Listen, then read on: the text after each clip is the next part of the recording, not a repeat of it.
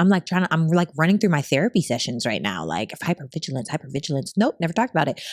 So I think that I'm hypervigilant because I want excellence. I think that, well, actually, no, now I do know where it came from. I am hypervigilant. That same story that I've told about that girl that where I created the story at 10 years old that said that if I let you in, you'll betray me. It was based off of, she told everyone how dirty and disgusting and nasty I was.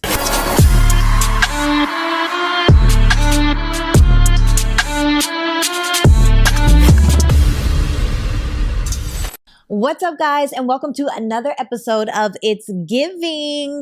I am your host, Sarah Fontenot, and today, y'all have asked for this, okay? We have gotten such huge responses via the questions we've been asking and the submissions on Reddit that now we are responding, okay? So today is another response video. If you want to know some questions about divinity, about femininity, about what other things are there? Relationships, about love, about all of the things. We've got Anissa behind the camera on the mic, and we're going to be answering some questions today. So if that is for you, make sure to stay tuned. If it's not for you, before you go, please hit that button below and get subscribed. Hit that little bell so you get a notification with each new piece of content that is dropped, because baby, I think we bring it every week. Personally, what do you think, Anissa? I believe that we should do this every single week as well. Oh, because the tea is getting hotter. The tea is piping hot. Can't drink it. It's Burn so your hot. mouth. Okay, so you guys know I'm not very good at this whole Reddit thing, probably because I'm not a millennial, because I'm older. So I say that to say that inside of all of this, you're going to essentially read the stories and then I'm going to respond. And if you guys want to submit your stories, please make sure to hit that link below, and we will include how you can submit the juiciest, the funnest, the realest, the rawest, the most transparent stories that you want to let us know about so that we can respond to that too. Are we ready for this? Yes. All right, Anissa. We have things. Okay, what are we talking about today? It says, am I the a-hole? Oh, you love this. No, forum. this is on our thing. Oh. Yeah, I don't know why they did this. This is not from me. Okay. This is an exercise in identifying whether you're the gaslighter or the gaslightee. Ooh. Yeah. So it says, spent almost 2 decades in a relationship that became a marriage gone sour. Oh. Thought I did all the right things, waited 9 years in the dating stage, there's quotations, dating stage, trying to identify potential red flags and hazards and finishing my education. I was in no rush. So I spent all my good time making sure he was who I thought he was. Ooh. When we got married, he flipped like a light switch, emotionally, verbally, and increasingly physically abusive. Information is getting easier to access. Abusers can get their hands on info about psychological concepts so fast now and will try to use them on their victims. Oh. Bro would tell me after cussing me out that I was the cause and start accusing me of saying or doing things that never happened. Wait, I hear scratching. Okay, Okay. Okay.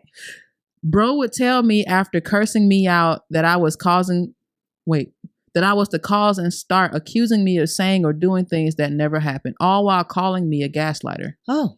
I got away. All praise to the Most High. Praise be. What should people know to help ground themselves in who they are so they don't fall prey to hurt people who hurt people? Whoa. That is loaded. It was loaded. It was short, but it's loaded. That is so loaded. Well, first and foremost, I think we need to define what gaslighting is. And gaslighting is literally a form of mental abuse that makes someone question their reality. It makes someone question kind of everything that's around them, who they are, what they do, because someone is feeding them so much information about how they do things wrong, or they emotionally abuse them to a point where that person isn't even strong enough to show up as their best selves to be able to fight off that kind of abusive behavior. So it's usually very mental and very emotional. Mm-hmm. And it's very challenging to get around. I mean, even I've been a victim of gaslighting. Do you know where it originates from? Please tell me.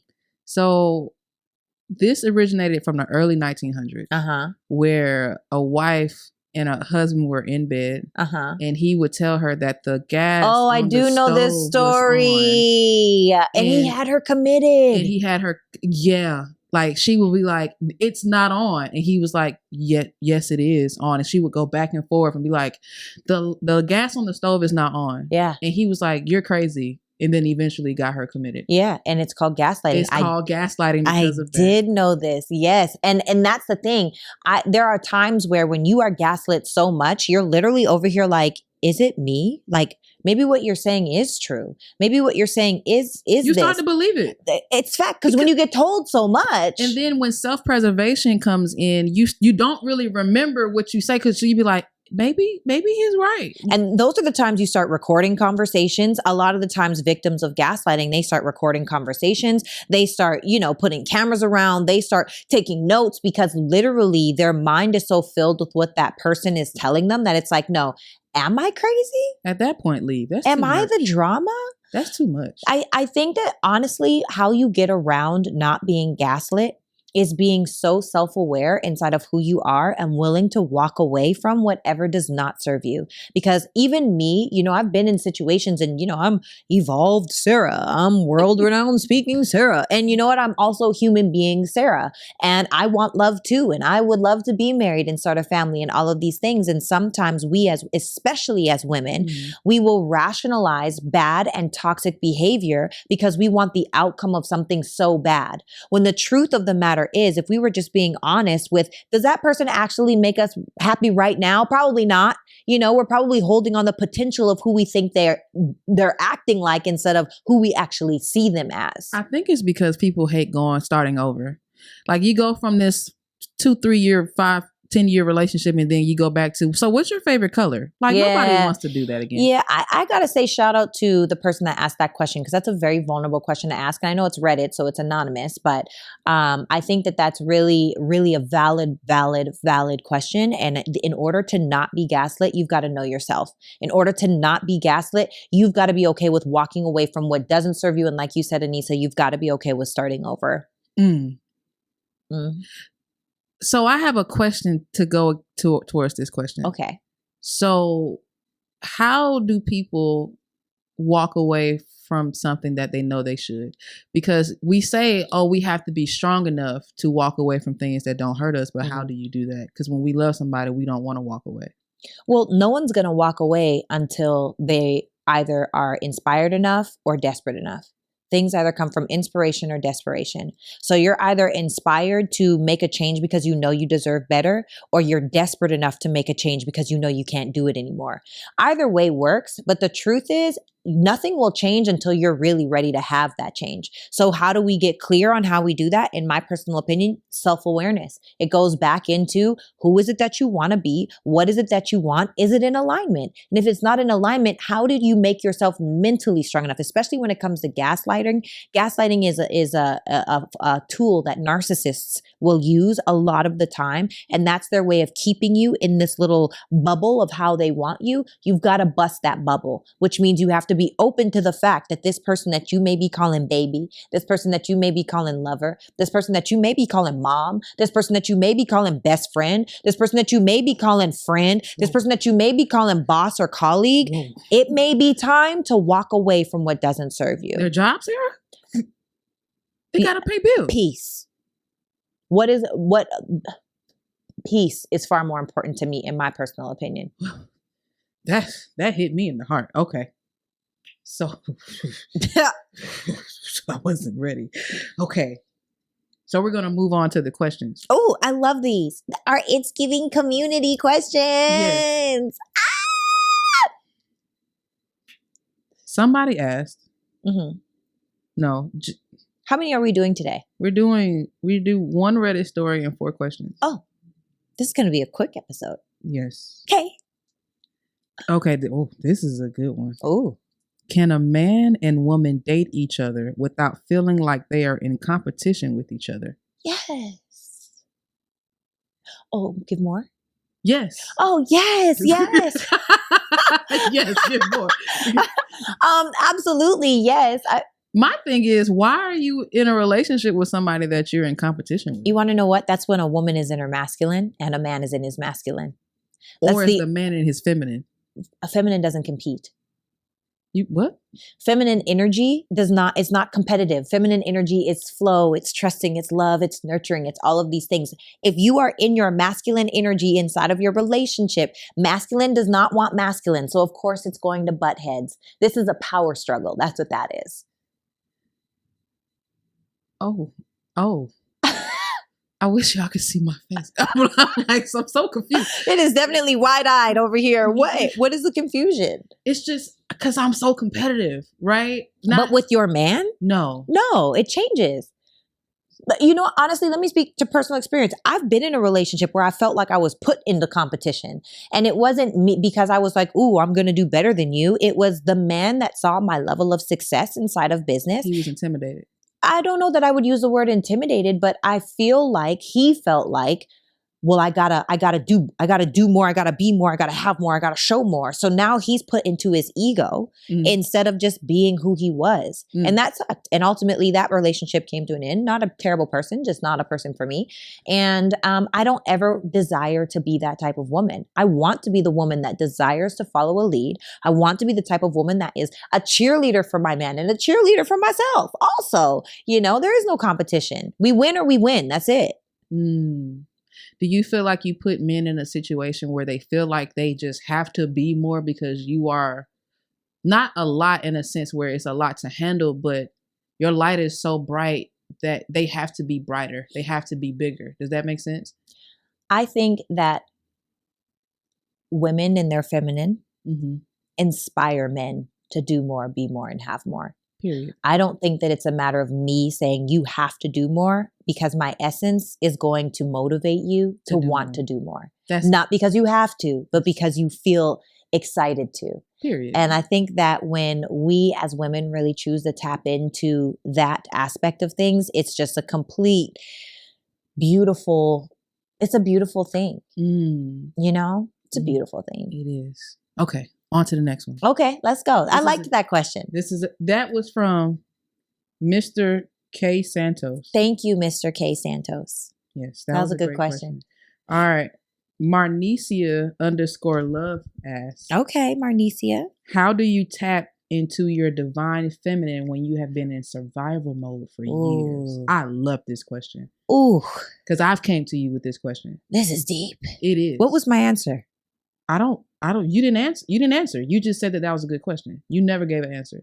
You asked me a question and I didn't answer. Were we having a conversation? You talking about when I came to you and asked this question? Oh, I thought you was talking. Okay. So like you're saying you asked me, you asked me the question. Yeah, but no, I came to you with this issue because I've been in survival mode for most of my life.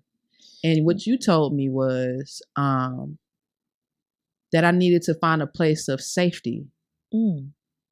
That feminine exudes itself in a realm of safety. So find people who make you feel safe enough for you to be the soft woman that you are innately. I like that answer. Yeah, because you said it. I mean, I do. I feel like that's pretty valid, right?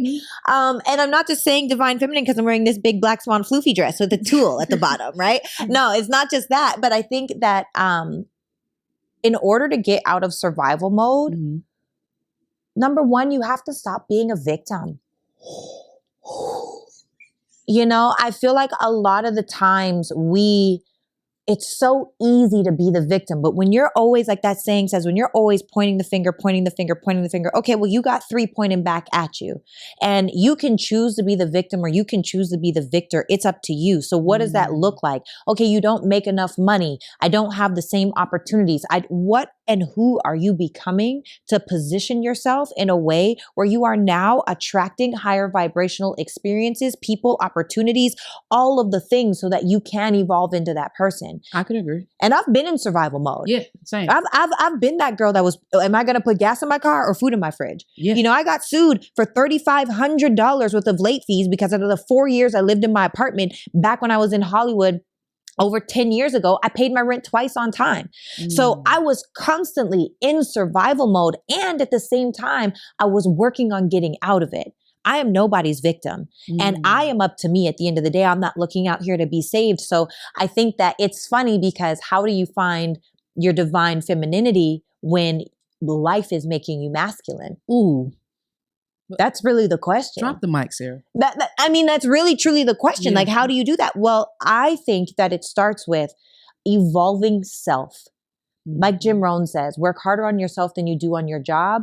That's where the fortune is. When you work harder on yourself, people want to be around you. When your energy is positive, people want to be around you. This is true. When you are just an attractive person, period, and I'm not talking about an aesthetic, I'm talking about an energy and an essence, you get more opportunities. You make more money. More people think of you for things to try or whatever it may be. So I think that one, I want to say thank you for that beautiful question. That was a beautiful, beautiful question. And two, it's time to work on self and focus on getting in a peak state.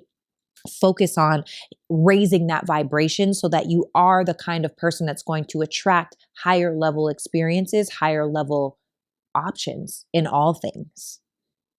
I feel like from my experience, like you said, you either choose to change by either inspiration or desperation. Yeah. And desperation was my thing. Like I got so sick and tired of being sick and tired of being sick and tired. Oh, period. And I was like, something has to change. It's got to now. So I can agree to that 1,000%. That was a really good question and answer. Thank you.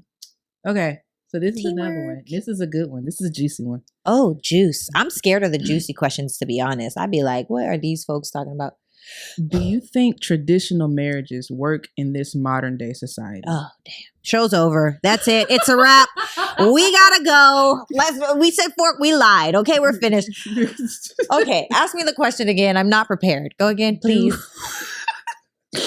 Do you think traditional marriages work in this modern day society? I think if you exude traditional, you will attract traditional. And it will be so weird in this society because most people are modern. What is considered traditional though? Like waiting till marriage and then getting married and finding, and then like, what do you mean by that? Like traditional as in man and wife? Or like what it just, because that's what traditional marriage is. Like you meet a person, you wait until marriage, you get married, then you have sex for the first time. But seriously, that's what it is. So it's like, what is traditional marriage? I mean, if you're constricting it to how God created marriage, with this marriage between man and wife, and y'all wait until marriage and have sex for the first time on your honeymoon, and then you create the American dream, quote unquote, with the wife, picket fits and kids. To me, in my understanding, it's not the easiest to find. I think that traditional marriage in 2024 is a marriage and a relationship that has roles established inside of that relationship. What do you mean by roles? I do not mean gender roles. Okay. I mean roles, period. I mean, you need a playbook. This is the way that we're going to do marriage. And I feel like the modern world does relationships in a way where no one is ever happy enough. We live in a world where people are shallow, where people are transactional, where people are not really invested, and where people are weak and they quit and they throw it all away because someone didn't call back in a soon enough amount of time instead of having a conversation. Whereas traditional, I think traditional is where you ride it out. Like it's us against the world. Like we gonna do this thing till death do us part. I can agree. I believe gender roles are trash.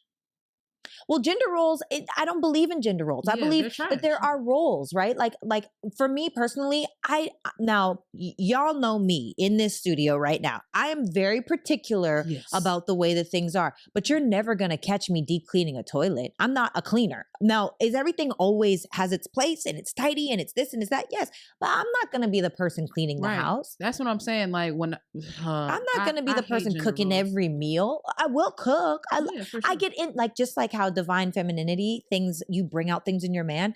When I'm around a masculine man, baby, what do you want to eat?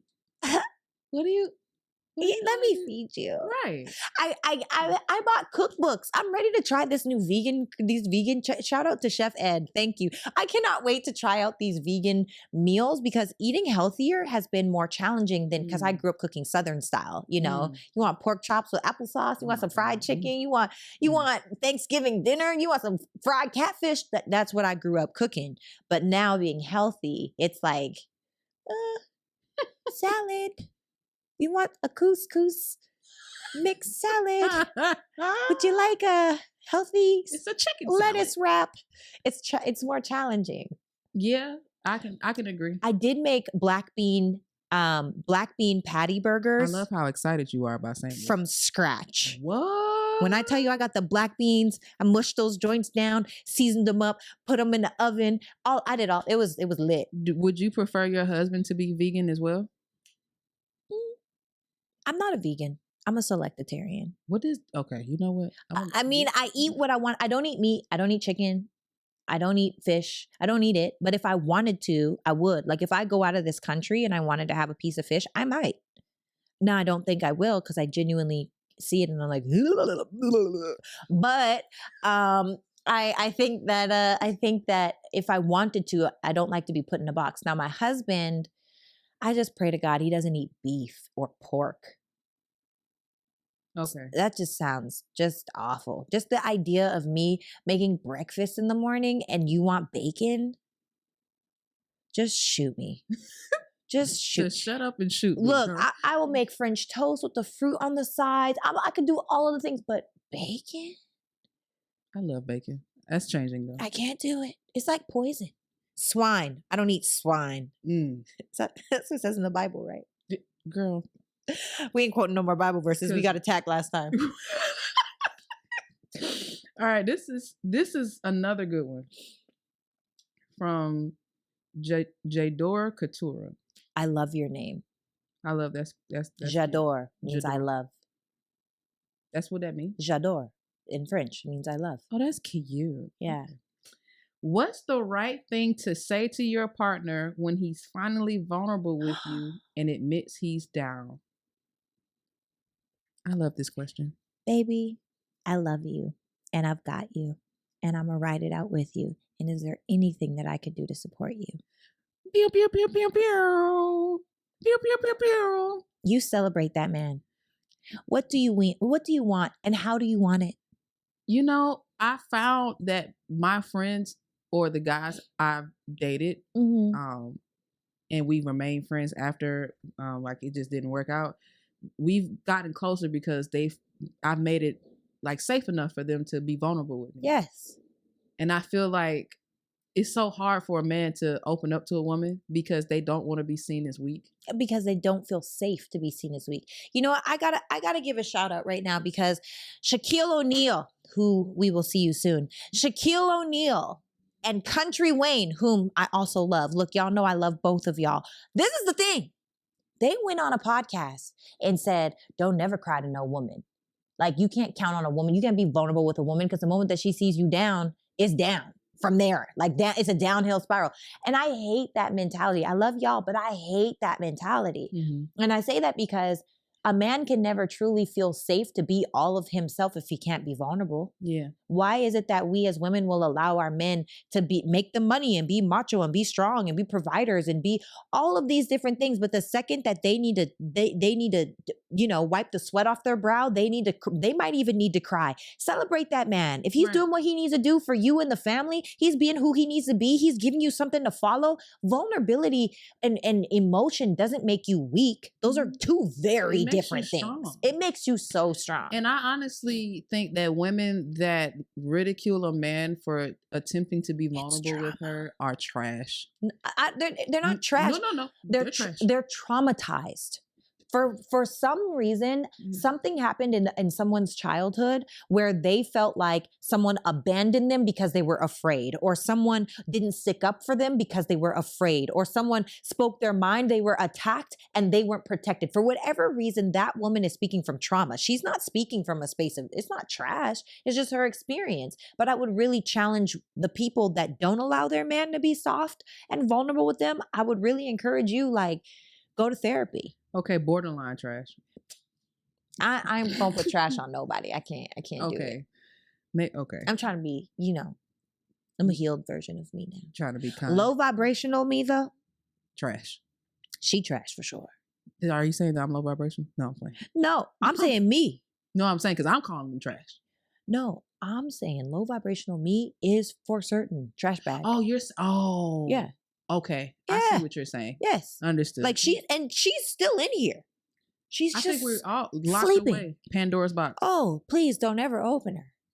I told y'all, I found out I was crazy in 2012. It just busting out windows. I didn't know. I didn't know. I'm glad I found out though. And now I could talk about that story with no shame around it. People will you can't shame me for nothing. There's zero shame in my game. It is what it is.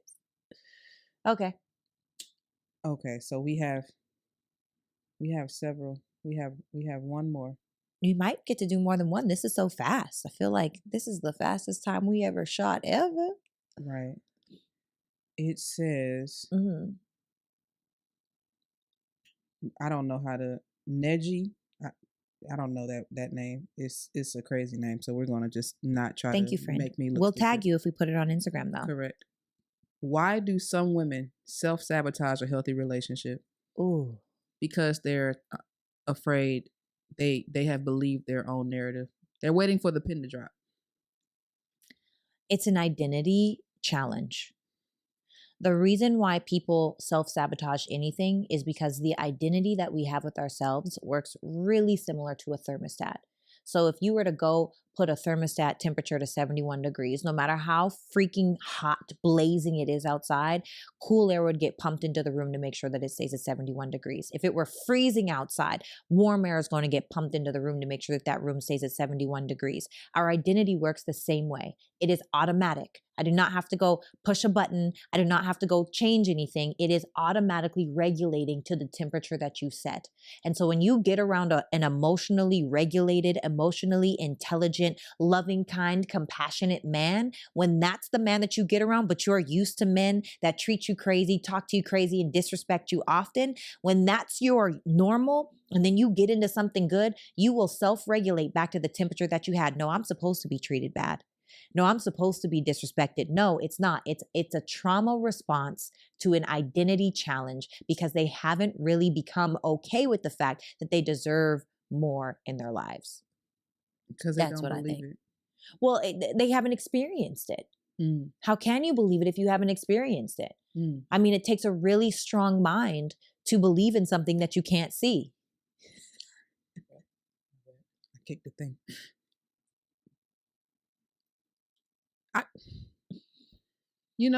No, I don't know. Tell me. I agree with that. I never thought of it like that, but I can agree. I believe sometimes people well, yeah, they think it's the inevitable for the same thing to keep happening over and over and over again. So they just believe in what they already seen. They have no faith. They have no sense of faith. Yeah. I agree. I have to tell y'all something. Okay, this is for those of you that are It's Giving fans. And if you like me as the host, I'm about to tell y'all something so real about me. My team knows this, but y'all don't know this because you guys see the finished product.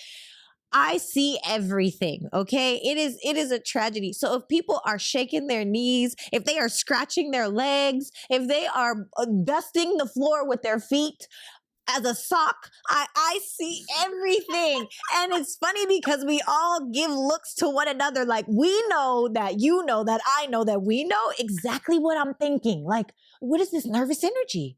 Take a deep breath in. Hold it, hold it, hold it, hold it, hold it, hold it, hold it, hold it, hold it. Let it out with a sound. There was no sound. I'm sorry. I didn't hear any sound. My team said no to the sound. Okay, let's try this. We gotta reset because there's some anxiousness happening right now. I don't know what it is. We gotta take a deep breath in. Hold it, hold it, hold it, hold it, hold it, hold it, hold it, hold it, hold it, hold it, hold it. Let it out with a sound. I drank an energy drink today, so I have energy. I see you just shaking away. She was scratching herself earlier. No, I was scratching the even chair. Worse. If y'all saw this chair, okay, this is not a scratching chair. I apologize. This is a sit and look at chair, okay? All of the things. Anyway, I'm just saying, Anissa's doing a great job. She's doing a phenomenal job. She is incredible. And I'm so grateful for the value that she brings on this team. However, in this moment, I'm seeing all of the things, all of the ticks happening. And I'm like, trying not to itch. I'm trying. You're doing a great job. And Kenny, you always do a great job. This is we got a good thing happening. It's a us thing. But for y'all at home, I just need you guys to know I'm a little crazy. I'm a little touched. Kenny just did the crazy sign. Does that mean you're like hyper vigilant? I am, and I think that's why I win. Do you believe that comes from trauma, or where do you feel that comes from? Being hyper vigilant. That's a great question. This is a great question. I think that. I'm like running through my therapy sessions right now. Like hypervigilance. Nope, never talked about it. So I think that I'm hypervigilant because I want excellence. You know, I think that, well, actually, no. Now I do know where it came from. I am hypervigilant. That same story that I've told about that girl that where I created the story at 10 years old that said that if I let you in, you'll betray me. It was based off of, she told everyone how dirty and disgusting and nasty I was. And so in that moment, I created the story, the cage, the limiting belief that said, if I let you in, you'll betray me. But the strong suit that came from that as well was, no one's ever going to be able to call me dirty again. No one's ever going to say I don't bring excellence again. And so I think it's more of an inspiration. Some might call it trauma. It's a trauma I'm grateful for if that's the case, but I'm always striving for excellence. Like I want each hair to be laid a certain way. I want the colors to make sense. I want to feel a certain way when I come into a room, which is why I'm always talking about, off camera, we talk a lot about energy, like energy. You got to bring the energy. And then when we're on camera, we bring the energy. And I think it's because I'm in a space where it's like, no one's ever going to be able to call me low vibrational. No one's ever going to be able to call me, I call myself that. And, whatever anybody calls me, I don't really care, but it's my truth because I know for me, I'm in integrity. I know for me that I believe in excellence. I know for me that I'm a lot to handle for most people because I am that way. And so it takes a certain type of person to even be okay with being in that space. I don't believe you're a lot to handle. You don't? Mm-mm. I've never thought one time in my life that this girl is on my last nerve. I've never thought that. You haven't? Mm-mm. I just believe that when you are around people who are not meant to be around you, they will think you're too much. Like the people who love you the most, it's a bar. Too much. That's such a bar. I'm dead serious. I know, and I just thank you. I just let you be you. You do. Sometimes I don't even pay you attention. Sometimes I just let Sarah be said. This is how she is. I accept you for who you are. Thank you. Because I love you to pieces. I love you too. It's a family on this set, y'all. The team, we got a whole family over here. I'm grateful because I do see everything. Yeah. And now it's gotten to a point, I am my mother's daughter in the sense where I can literally just give a look and everybody knows exactly what's happening in that moment. Like I could see, and I'm such an energy feeler. Like you can call it an empath. I see it when you're irritated. I see it when you're high energy. I see it when somebody's pissing you off. You try your best to hide it, but you don't hide it well at all. Because my face be telling on me every time. And I just be wanting to know, like, Sarah, who did it? Like, I just be wanting to know. Who we pulling up on? You see what I mean? Yeah. But it exudes on everybody. Like, you've even influenced my children by influencing me so much. Like, you have. Don't make me cry. We don't have Q-tips. I'm telling you, but it's the truth, though.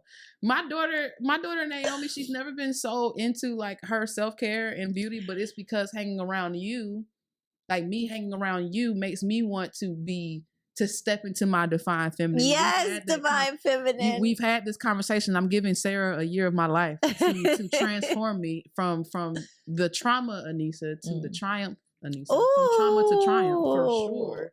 So basically what you did with the 10-year-old, that 10-year-old story is you turned your trauma into triumph. Mm-hmm. That's and and the right people will want to feed off of that. Yes. In the good way. I love Sarah, y'all. I love you too. Y'all mess with Sarah, I will pull up. I promise you. I got a tribe now. Trust me. You don't want these kind of problems. I'm already touched on my own. You guys want to know something else? Since we're just having I like this version of the podcast because we're just talking. Mm-hmm. It's so funny because talking about tribes and how people that got your back and whatever. Like, I'm already a little bit of crazy, but it's funny when, you know, when you're first dating someone and they're like, oh, is it okay for me to pick you up?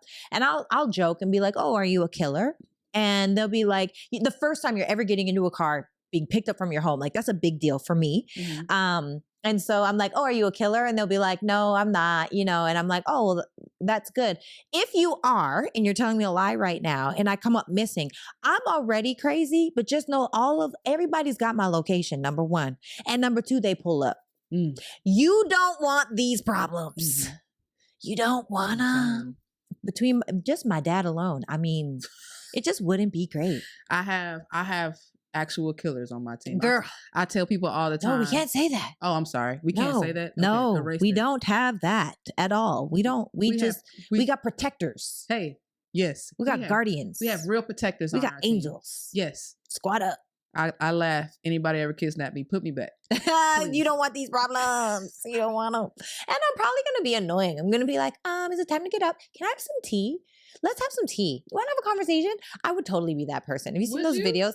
If I'm kidnapped, the video. Yes.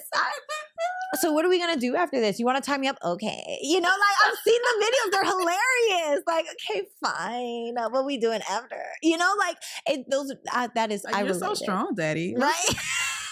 Except I wouldn't say daddy. Here's a question. Why do women call their men daddy? That's very weird to me. You've never called? No. Because you have a daddy. I'm sorry. This is coming from somebody who calls their man daddy. Real talk. You call your man daddy? I sure do when I have one. Especially if he breaks my back properly. Oh, for sure. Wait, that doesn't sound crazy to you? No. But again, I don't have one. So maybe this is a trauma response. Who knows? I have so many questions. Still in therapy, guys. So I'm decently okay with being like zaddy with the Z, but like I do both. Daddy? No, I've never called my man zaddy ever. I mean, like in jokes with my girls, I'd be like, ew, zaddy. But like I think daddy? it's just I think it's just weird for you because you have a father. Yeah. And I call him dad all the time. Yeah, but Dad, daddy. When he's not listening, dad, daddy, dad, Andre. And then he listens. And then be like, I know she did not. Just sorry, just kidding. And now that I have your attention. But I feel like I've met women who've had a dad and call their man daddy too. I think it's more of a dominance thing. Like if especially if they're really, really masculine in the bedroom. This sounds twisted to me. I mean, no judgment. No. In my brain, it's twisted. Like it doesn't compute. No, and that's fine. Yeah. What's for them is what's for them, and what's for you is what's for you. Yeah. And it's just like I don't know. Do men enjoy being called daddy? You don't want to know the reason why I do it. So because I don't think that's NSFW. Like just being honest. Kenny, does your girl call you daddy? Not commonly, but she has said it before. Is it weird to you? I don't think it's weird. It's never weird for the men. The men love it. It's an ego booster. So here's the thing. Like, it is, in a sense, an ego booster, but it's not something you want to be told all the time. Like, dad. But it's cool. Like, he's like, ooh, dad. Yeah. And it's like those men. Yeah. Yeah. Funny. Yeah. It's sexy, but not like it was everyday. Like, hey, daddy. Yeah. Hey, daddy. Hey, daddy. Nah, it's never on that type of tip. Yeah, it's much. It has to be sprinkled in at certain moments. Just sprinkled. Correct. Just a little touch. Yeah, I've never every time I refer to him, nah. It's sprinkled in there. You gotta be sprinkled. I definitely say baby. It's like sprinkles on top. Or my love. 100%. Yeah, but daddy, I can't get. I call my men like weird names like Sugarfoot and you do like weird names. Like your daughters all have nicknames that are very cute. Or Bear or something like that. I had because I used pretty sure everyone's been baby for me. Hey, baby. I just feel like because I'm a mom, I call my kids baby. It's just I'm gonna call my babies. Look, I call babies baby too. Come here, baby. Everybody's baby. Let me take care of you. That's what I'm saying. But there's no. Let me take care of you. For me, there's no separation. So that's just in my mind. So it's twisted for you. Yes. You see how we're just different? Yeah. Like I do. can tell you my reason of calling a man zaddy is not. But zaddy, I feel like is even different from daddy. I just can't get down with daddy. Like if my mom were to be like, call me daddy, I'd be like, Any man who requests that is weird. I have a dad. It's weird. I would think something is. I'll probably end the relationship. Because that's weird. That is weird. I mean, that's never happened to me, so I don't know. Like it's that has to be an organic thing. And I've even had, no. Mm-mm. What were you about to say, Kenny? I was gonna say sometimes my girl says zaddy too, but I think again it still comes with those like sprinkles of like cute jokes. Yeah. And it's like, it's also like, it does come in at a masculine moment. It's almost like, oh, you took care of the round, okay, zaddy. Yeah. Like, it's like that. So it's like, it ends up being in those moments, but it's not a daily term to do. Yeah. Nah. Can't be that. It just Baby can't. for sure. Baby for sure. Babe, I'm literally like, come here. thing. I be like baby Lover. or babe. I definitely say lover. Hi, lover. We call each other. Hello, love. Oh, that's cute. Shawty is cute. What's up, Shawty? That's that East Coast. But see, Shawty's from I the could East never, because I'm from Atlanta, and that's where Shawty originated in Atlanta for sure. That's Did Atlanta. That's Atlanta slang all day long. All day long. So calling you Shawty, that's like, I'm from Canada. Like Ain't nobody ever called me Shawty. You know what I'm saying? Except for on the street. You Hey, don't Shawty, even- what's up? Hey, you don't- Shawty. Hey, Shawty. First of all, my name is Sarah. You are here when you're here? I mean, my whole life, if I went somewhere and someone wanted to holler at me from a street, I've definitely had Holler. people I love how say, you said that. well, people Holler. would say, hey, Shawty, like, hey, or like, they'd be like, pss, pss, pss. I'm like, I'm not a cat. Sorry. I don't understand this language. Even like the title for my girl is literally Shawty. Oh, That's so cute. I guarantee she don't put daddy or something. yeah, It's no. my love, actually. It's my love. Yeah, see, that's cute. My that ex before my last, his was my love with a heart. Yeah. Or it'll be like babe, or it'll be like him with a heart. Mine. Oh, I had a mine in my Mine. phone. Mine is calling. Sorry, gotta go. Here's a question for you guys. If you are in a relationship and you have plans with your group of friends, but your man makes plans for you at the same time, do you go with your man or do you go with your friends? This actually happened to me before. Uh-huh. Me and my best friend, shout out. Wait, what's the answer? I would choose my man. Okay, break it down. So me and my best friend was supposed to go out, and right, we were already out. Yeah. And my man called me at the time, and he was like, "Hey, come over." And I was like, "Bet, Got to go. gots to go," cause that D was calling. You understand me? Oh my God. Anissa always on that talk. She always on it. I wasn't even on that. I'm reformed now, guys. I'm abstinent and sober and doing the things. I'm proud of supposed to you. do. But this was before all of this. This was wretched, Anissa. I mean, hands down. You know what though? I'll drop my friends in a second. Same. I still will. And with love. And my friends also know, because I think that one of the things that I do inside of my relationships is there's a very clear pecking order inside of my relationships. It's a hierarchy. So if you know that my man is at the top of my totem pole, don't get upset if it's like, oh, I gotta go. Now, this is something else, having this conversation the other day, where if my girls need me, but my man just wants me, then I'll be with my girls. Now that's different. But if my girls want me and my man wants me, my man will get like me. if we're just out doing ratchet girl stuff, then I'm leaving. Yeah. Now if my man needs me and my girls need me, I'll be with my man. And if my man needs me, but my girls just want me, I'll be with my man. So the only way that I would not be with my man is if my girls needed me and he just wanted me. That's different. That's the only way. That's real. Other than that, I'm his. Sorry. It's giving mine. Because that's your future. Because your girls, see, in my opinion, your girls should never not understand something like that. I agree. And they know, because they know that about me. They know. Like if your man just say for instance, you're engaged to be married and I'm over here, we just chilling, and your man came over and I can clearly feel his energy is disturbed. All right, Sarah, I gotta go. I'm out. Love you, boo. Bye. Hey, what's up, what's up, dog? Hey, bye. I'm out. Yeah. I know that too. And sometimes I hate it because it's like, oh, I know it's time to hang out, but like their boo just got back. Oh, go be with your boo. Yeah, I'll cuss him out. See you later. Car. Like I'm gonna be mad a little bit. No, I wouldn't even be mad. I get it.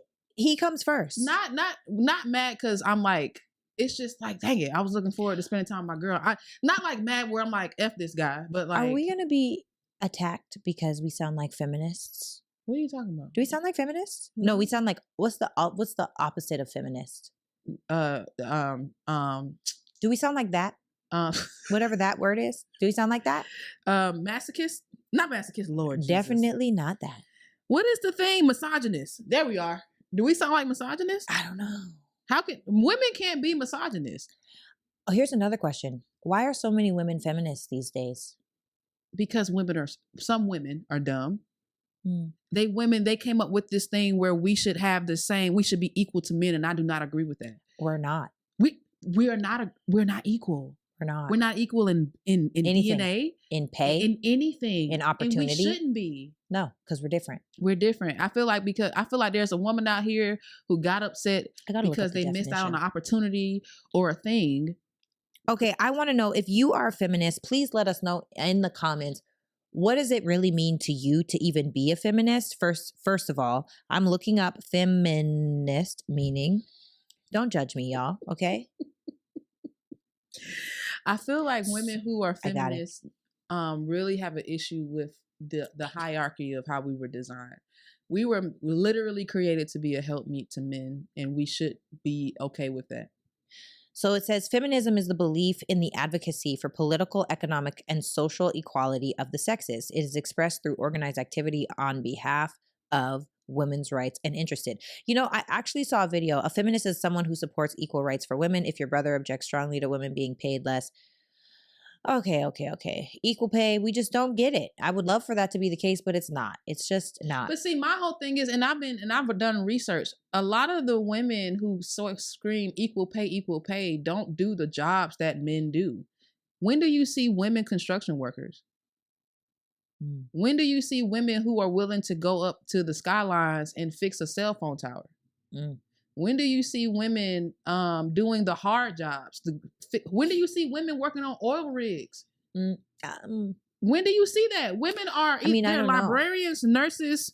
Oh, no. Now, I'm not saying all can't go there. This is Attack Central. We are walking into a Target already. Okay, so already. What I'm saying, because like women are teachers. Yeah. No, they like statistically, like women major in early childhood education, nursing, or psychology or social working, which are statistically less paying. You will not see a woman doing the same hard manual labor jobs as men. But I think they're referring more to like CEOs, CMOs. Like, I think that they're referring to, why will you hire this man as the CEO of your Fortune 500 company making $25 million a year, but then you bring in a woman and you want to give her $5 million? I believe I can agree that that's wrong, but I also believe it's because the world sees women as emotional beings and men are not. We are emotional beings. are. And I accept that. Especially me. Exactly. And I feel like men make better CEOs. Because they don't make shots emotional decisions off of how they feel like women do. They can make the hard decisions without dealing with their emotions. They do what's needed to be done, and then they feel later. That's why men and women are divine together, because women are supposed to be emotional. They're supposed to feel. You know what I mean? Men have feelings, but they don't lead with that. They're more logical, and that's okay. I've accepted that. Like what I'm scared to even comment, to be honest. At this point, I'm like, ooh, sheesh. Now that I'm hearing you talk, and then I'm thinking of like a video that I just saw of a woman saying how she how she feels like single women live longer than married women. This is just a fact. Why? Because we as women provide for men, take years off of our life. That's the argument, right? Mm-hmm. And so she was talking about how, women make these big, huge commitments to be married, and it's hard on us. And it was actually Candace Owens that was responding, being I love Candace Owens. I like her too. I love no problems. But she was saying how why do you feel like a marriage should be this thing that's hard and it takes a huge toil on you? Like, that's not the marriage that I want. That's not the marriage that I have. And the girl was trying to argue back and forth. I just feel like feminism is a headache. I don't understand all of what it is for me, I don't have enough understanding to really understand why people move and shake the way that they do on the male side and on the female side. So I feel like the purpose of a woman being who she is, which is emotional and feminine, is because we are supposed to be nurturers. Of Like course. we're supposed to it's be innate. We're supposed to be additives. I'm going to search. Let's see. We're supposed to be additives to anything that is given to us. If you think about it, you give us a seed, we make a baby. You give us a house, we make it a home. You give us anything, we multiply it. You can agree, Sarah, that everything that you put your hands on multiplies, right? Facts. So if the man has to be the one that generates that thing. Does that make sense? Yeah, get this. So you were very head on. According to the BLS, the following are some of the most common jobs for women in the United States. Number 1, preschool and kindergarten teachers, dental hygienists, speech language pathologists, dental assistants, childcare workers, secretary and administrative assistants, medical records, and health information technicians. So I wish y'all could see my face. Yeah, it's giving. Right. We are naturally better at taking care of people. That's what I'm saying, because we're nurturers, and men are the ones that can make the hard decisions, can cut to the bottom line and do the things. And I feel like a lot of women, they try their best to be that, but it's just not in our innate nature. And when we try to go against it, not only do we become masculine, we become a man repellent, because who wants to deal with that? Who wants to deal with two men in a relationship? This is true. Masculine energy does not want masculine energy. This says, according to Zippia, registered nurses, elementary and middle school teachers, and administrative assistants are the 3 jobs with the highest number of women employment as of 2021. Next question. I rest my case. We're going back to Reddit, because what? No, not Reddit. The question. Okay, next question.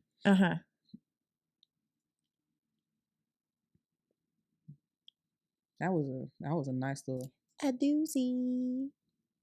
I was like, I got a lot to say, but I don't know enough, and I don't want to just speak boldly. I saw a man once say, I've actually incorporated this into my vocabulary, when someone was like so passionately making a point, and this man so calmly said, in response to the man that was so passionately making a point, he said, I wish you were as correct as you are passionate, but that's just not the case. I was like, did you just articulately tell this man that he's stupid and shut up? I was like, yes, now I've moved that into my vocabulary. I will, if you ever hear me say that, it's a joke probably, but it makes me giggle. I want to say that one day seriously. I don't know that I ever actually want to, you know what I'm saying. I want to be like, I wish you were as correct as you are passionate, but it's just not the case. All right, what we got? We have several, because I'm looking at all of the questions you sent me over the past month. There's a bunch of them. It's a bunch of them. We got one more, right? Time for one more? Yes. Kenny? Yep. All right, we have one more. Okay, make it a good one. Nothing about religion, because it's too deep.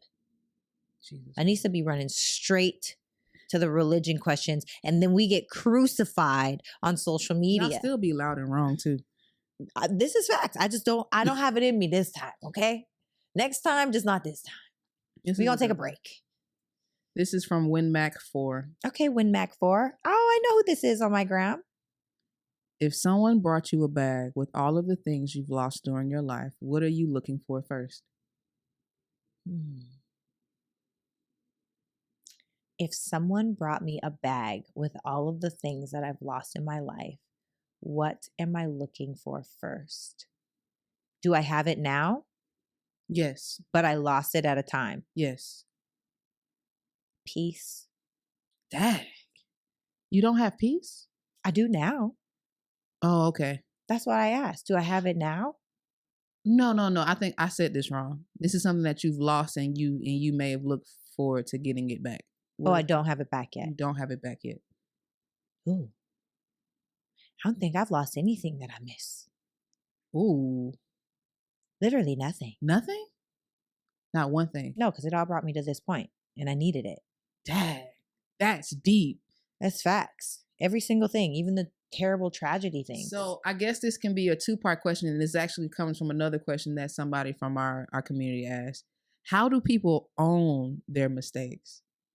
So technically, if you lost a thing, right, or you felt like you lost something, and whether it be a mistake or a trauma, right, how do people turn those things into a triumph so they can own it and become a new person, an evolved person? I think you have to unapologetically get into integrity with yourself. Because if you don't decide who you're going to be, the world will tell you, and the world often decides not very much. Right. So when we get into a space where I want to be so in integrity with me, that's like what I said. It's so funny. So I have a friend, shout out to my friend, my girl. She played me this song by Cardi B. Now listen, y'all, I'm not really a rap girl. Okay. I got gospel, R&B, gospel girl for sure. Old school R&B too. I don't even know new R&B artists. I just found out about rappers. Like, I don't know. But anyway, she played me this song by Cardi B. So when the team got to the studio today, I was bumping rap music. Okay. Cardi B's song, no, I think it's called Like What. Anyway, the point was, wait, what was the question? Because I'm going to get back to it. Own your mistakes, integrity. Okay, so squirrel. So when you are in integrity with yourself, if you're mean, she said, if I'm mean, then I meant it. You know what I mean? Like when you are moving in a way where you're being who you are, I feel like there are no mistakes when you learn from it. You know what I mean? Like I really feel like a mistake only happens if you don't learn the lesson. But if I know who I am and I know how I operate, the things that I did, the actions I took, the way that I acted are all in integrity with who I am and how even other people know me to be, because who I am is who I am no matter where I'm at. You know what I mean? What you see is really what you get. Yeah, I might be intense sometimes. Yeah, I might be loud sometimes. Yes, I might be quiet sometimes. Yes, I might be bubbly sometimes. Whatever you get is what you're going to get it. And if you know me well enough, then you know that. Then I don't feel like me making a mistake. I feel like it's a learning lesson. I've completely shifted the way that I even look at that, where I don't feel like I've made mistakes. Either I win or I learn from anything that happens inside of my life. So for me, how do you own your mistakes? Own who you are. That's how you own your mistakes. You be who you are unapologetically, in integrity with yourself, because when you're outside of integrity, and I believe this has a lot to do with God, I feel like that God is the barometer of us. And when we start straying away from that home point, from that source point, the space between how you're acting and who you really are, that's where shame, that's where guilt, that's where disappointment, that's where anger, that's when fear, that's when doubt, that's when all of those things come up, low self-esteem, because you're not actually being in integrity with yourself. But when there's no gap, you don't make mistakes. You just learn what to do better. This is a runoff question. What does it mean to have integrity? Integrity means a barometer to self. Simplify that for me, please. So first of all, let's start with looking up the actual definition of integrity, right? Because we all have our definitions, and then there's the universal definition. The definition of integrity is the quality of being honest and having strong moral principles. It's also the honesty and truthfulness of one's actions. People with integrity are incorruptible and are uncompromising in their moral and ethical values. So it's exactly like if I tell you I don't drink or smoke, but then I get around Susie down the street who's like, come on, girl, have a drink. And now after the fifth time, now I'm the weekend drinking girl. Now I'm the weekend get lit girl. And I personally don't like that version of myself. I'm out of integrity with me. Same thing with a man. If I'm like, oh, you know what? I don't have sex with a man that I'm dating. I only sleep with men that I'm in a relationship with. And he woos you, or he this or he that. Then that's when we start to beat ourselves up, because we're not in alignment with our own ethical and moral code. We get away from the barometer, like I said, that I believe is God. We all have that accountability to self at some point, even if it's a low point. And when you step outside on either direction of that accountability to self, that's hell on earth. Because then we replay it in our minds, and we beat ourselves up. It's and internal torment. Oh, I believe that is actual hell on earth. Actually, Don Miguel Ruiz, major shout out to you, in the fifth agreement. He talks about living in hell on earth. It might be the four agreements, but really great books, both of them to read. Trash. Okay. Are we? Do we want more questions? I don't know. What time? Kenny, you got one more? Kenny said one more. One more. What do you think? Was that a decent answer? I think that was great. That was honest. Yeah. It's just honest. You got to be honest with yourself. Because also, I got to tell you guys, just to bring this back, because we talked about me finding out I was crazy in 2012. When I accidentally, okay, if you don't know, I'm gonna do the link thing here. Go to this, you'll find out the story of me breaking a window. Yes, it happened. It was not intentional. I went to push the window open, and when I pushed the window broke. Now, when that happened, that was so out of integrity with me.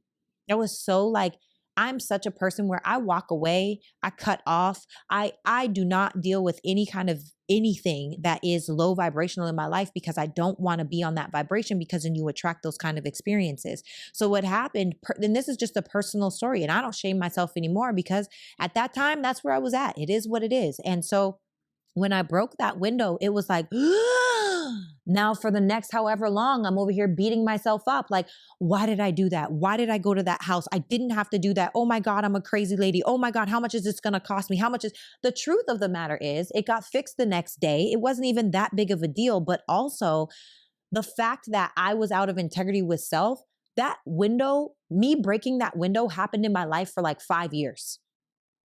5 years, I guilted, wronged, shamed myself. Yourself. Oh, for sure. I've literally replayed that agony in my heart for 5 years, and it's not worth it. But if I move in the truth with me, you can't wrong me. You could call me whatever you want, but it don't matter to me. And it shouldn't matter to you. Mm-hmm. Because what we get to know is someone else's opinion of you is their projection unto you. It has nothing to do with you, you know? In my opinion. What do I know? I love that for you. Thanks. I do. I love that for us. Condemnation will have you stuck. And depressed. That comes from the enemy. But we're not going to talk about God right now. But it does. It comes straight from the enemy. Has you depressed. Anything that you completely hold over yourself, give yourself more grace, forgive yourself, and move on. Period. Boom. Either we win or we learn. No mistakes. No mistakes. All right, we have one more. I love one more. We can either do. Sounds like she's giving me 2 more. I mean, I want to know from you guys in the comments. Do you even like these? Like, is this going on YouTube, or are we chopping and screwing this up? Both. This is actually going up as a full episode. I feel like we should do mini episodes. Like when we answering questions, they should be like mini episodes. Well, I want to know from y'all. Okay, let me know in the comments. Is this like, do y'all even like this stuff? Like, I feel like it's just so scattered because this is how my brain is. Like, my brain is just like, squirrel. These perform the on best. Instagram. I'm talking about if we post this full episode. We didn't post a full episode on YouTube the last time. You see, now I'm thinking over here. My team's like, I feel like we should. Like that Instagram video, girls, when they be talking, the women round table, that was hilarious.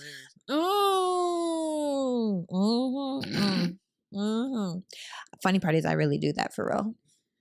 I have a good one, and it deals with social media. Okay. This is from Nepu Dante 1. Thank you, friend. Sure. Why is social media creating a divide between men and women? How long do it started before social media, if you ask me. I blame music for all of this. If you think about the image that music projected, I feel like music started, it's the beginning of women thinking that they're objects of men's affection. If you think about it, in social media, it just made it worse because now we have the world at our footprint, like at our fingertips. I said footprints, Lord Jesus. You know what I'm like? Because think about it. Think about all of the hot in here, all of the old school music, Ludacris. Think about the tip drill, hot in here. All of these images of women, making them just sex symbols. Now women feel like they have to get the BBLs and do whatever they feel like with Definitely their face. Thought about it. And men making it seem like that's the standard. That's the image. Now women don't feel comfortable if they don't have a size 26-inch waist with a size 50 booty and look like 50? An ant butt. I don't understand it. Damn. I feel like that's where it began. Okay. What's the question again? Why is social media creating a divide between men and women? I think social media is creating a divide between people and themselves. Dang. And I think that is what is creating the divide for real. And what I mean by that is so many people are posting a facade. And then the worst part about posting the facade is when they meet you in real life, you have to be that way. You are not So that for now you are putting yourself into a position where you constantly have to be something that you're not. Dang. And it's an identity crisis. Dang. So I think that social media, is absolutely creating a divide as far as women projecting themselves and objectifying themselves. I think that people think that they have way more options than they actually have on social media. I think that there's a lot of toxicity on social media that people are addicted to be completely honest. It's the new heroin. It's the new cocaine. It's the new weed. It is a drug that I even look at my screen time. I got to get my life together because I don't do a lot of scrolling, but my screen time is higher than I'd like it to be. So I think that a divide is happening on social media because people are not being themselves and they're not taking the time to get to know who they are or what it is that they actually want. They're just being who society says they should be. There was a trend. You remember that trend where it was the Lion King melody? I'm gonna check my social media to see who loves me online. That was a thing. I'm gonna what my social media? Check my social media to see who loves me online. Damn. In the Lion King, like as soon as though, you have to think like literally the creators of these apps are genius, right? Because it's scientifically proven that it is creating dopamine hits for you to get onto social media. Like there are people. Even like if my phone is not far away from where I wake up in the morning, the first thing I will do is grab my phone and look at it in the morning, which I think one of the things that we could do to stop getting that screen time as soon as we open our eyes is charging your phone far away from where you're actually at. And it's so crazy because my goal is to start waking up at 3 a.m. to start spending time with God. It's just a personal preference. I have to plug my phone up on the I other would side never. What? Good for you. I haven't done it lately because again, round of applause. It's just I told you I'm in a season of evolution and growth. 3 a.m.? What time are you going to sleep? 5 p.m.? No, 8, like 9. Mm-hmm. Okay. I'm losing sleep for sure. Wait. What time do you usually get up? Normally? Yes. 5. You literally wake up at 5 a.m.? No later than 6, for sure. By myself. You might I have be to successful. wake up my daughter for school. You might be. If you were about to say 8, I was like, you're never going to do it. Nah. You gotta walk your way up. Nah. Even 3 seems like a big jump from 6. This used to be a habit of mine. I used to wake up at 3 a.m. religiously, but every single 3 day. is a big jump from 6. You're right. You might want to start at like 4:30, then 3. Sure. Get consistent. There's a spiritual reasoning behind why I do. Well, that. I know the 3 o'clock hour is a spiritual thing. I understand that. You could set an alarm, wake up in the morning, wake up in the middle of the night, and go back to sleep. Yeah. Oh, that's the plan. If I'm not doing anything that day, but I rarely have nothing to do because Okay. But I have to. My whole point of saying that is I have to plug my phone up on across the room, so I have to physically get up and then drink a bottle of water to wake up my system, and then I go pray. But that's hard. Plugging up my phone on the other side of the room is literally probably the hardest thing you have to do. I get it. We are addicted to our phones. That's horrible. That's what's creating the divide. Even just being present with your partners, it's creating a divide because you go to dinner and everybody's on their phone. We was just doing that. We just went to dinner, me, you, and Helen. And you was like, we were on the phone for like 20 minutes. I was looking at you. Oh, no. I was thinking about when we went to Pasha and we went to eat. And I was like, if you don't get off your phone. That's how I look, y'all. I need people to be present with me. One of my love languages, quality time. Mm-hmm. Now, I don't need you all the time. But when I'm with you. Be here. Be present. Be here. Be with me. Sarah literally said, okay, get off your phones. We're being rude to each other. Right. I was like, oh, I love her. Because I want to be here. And then I explained to you why I was on the phone. You did. Pasha. Oh. So Pasha is when the phone thing happened. We weren't on our phones at when it was you, me, and we Kevin. were on the phones at the Vortex too. Were we? Mm-hmm. And you was like, okay, it's time to put our phone. Oh, okay. Okay. And then you told Helen how you was getting on me about being on my phone at Pasha. And then I continued to be like, do you want to know why I was on my phone at Pasha? And that was, we can talk about that another day. Yeah. No, I got that. Okay. No. That's fair. I made Sarah cry. She did make me cry. It was a beautiful conversation. And I'm just grateful to be around people that are okay with being vulnerable and honest and real and raw and transparent. That is another one of my love languages. I don't do well with lies. You know, one fun fact, and then we're going to close out this episode with the book that I think everyone needs to read. I'm reading it right now. Absolutely amazing. But I'm learning that when people lie to you, subconsciously, it breaks your trust. Once it's broken, it starts to erode, right? So being honest and transparent and open with people that it's safe, tried and true. You got to know that it's safe to be open, honest, because you don't want to tell everybody everything. But I feel like that is such a warm hug to the soul when you just keep it 10,000. So, it's relieving. It's a sense of like relief. Yeah. Because even though I didn't feel like I was holding anything in by not telling you how No, you're open. I don't think you lied at all. No, I'm not. Yeah, I'm not referring that you saying that I am, but I'm saying it was a release being able to be open with you. Because subconsciously when we don't release something, we're in our head about it. Very true. And it causes us stress. And that's how we lose our hair and get stress acne. No, seriously. Both of those sound terrible. And we get wrinkles. You know, we grown out here and everything, but I'm trying to stay as youthful as possible. Give me the youth juice, whatever that is. I'll take it. I will drink it. Juice. Okay, so guys, we're going to wrap up this episode with a book I always have here at It's Giving. You already know that we believe in growth. We believe in all things that are evolution, that are becoming, doing, being more. And one of the ways that we do that is through reading. And so right now I'm going over reading through a book called Sacred Contracts.